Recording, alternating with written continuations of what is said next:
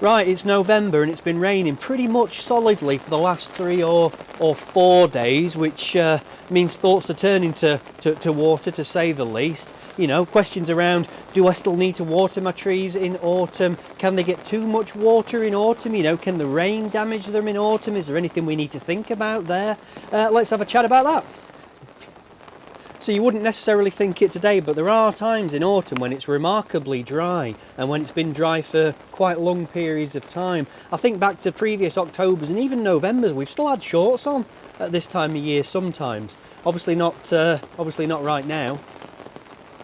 And if we are having those dry spells, which admittedly we're not having today to say the least, then we will still be watering in October and November. You know, if you get like a week or a fortnight when the weather's really quite warm, it's nice and autumnal, well, under those circumstances, yes, we will still go outside and water, so it's best to be checking your trees on a regular basis at this time of year, even though you probably won't spend as much time outside as you normally do.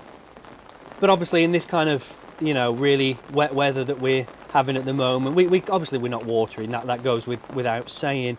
I don't think actually we've watered outside so far in November, and I think we're on about the 17th of November today, so I can't think that we've actually watered outside this month, not at all, not once, I don't think. Now you hear a lot about overwatering, where you basically the roots on the trees rot from just being constantly saturated all the time. Now that is potentially a problem, but there are ways to lessen the risk, lessen the severity of any problems that you might have there.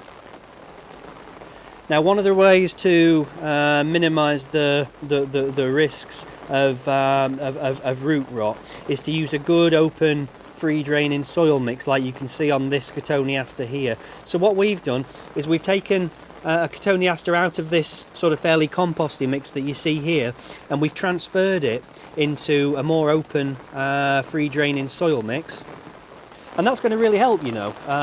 It's going to make the trees a lot happier when it comes to this time of year. And the flip side, of course, with a good free draining soil mix like those, is that you will be watering more in the summer. So if you're in a fairly retentive soil mix, your life is a lot easier in summer because your trees don't need watering as often. That's certainly true. However, when it comes to this time of year, that's when it gives you problems. So I think when you're choosing your soil mixes, you need to have those considerations in mind, really.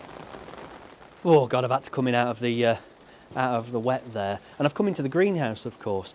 Now, it's not a bad idea to move your trees into the greenhouse at some point, if you've got one, to try and stop them from being constantly saturated. However, do you remember the last video that we did on when to move your trees in autumn because of the cold? In that, you'll remember that I said it's good for them to get some cold. It's good for them to get a drop of frost, so that they go dormant and they go to sleep properly, so that then they know to wake up in the spring. So I'm telling you one thing, but I'm also telling you the exact opposite as well, aren't I? Because one minute I'm saying, oh, they've got to stay outside to get a bit of cold. On the flip side, I'm saying, well, bring them in out of the wet. How do you square that circle? It's not easy, is the simple answer.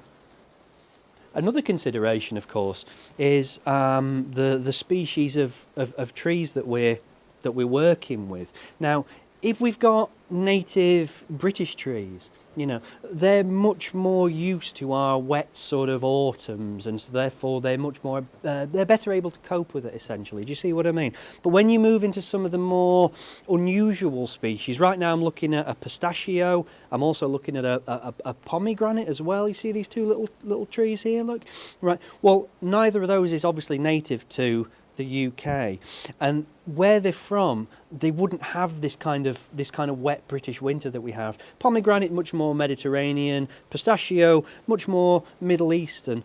So they don't mind a bit of cold, but the roots are quite fine, you know. And if they're constantly saturated, those are the things that can rot quite badly. So do remember the species that you're working with, and try and gear the environment that you give them, so that they've got something that's as close as possible to their native environment. Do you see what I mean?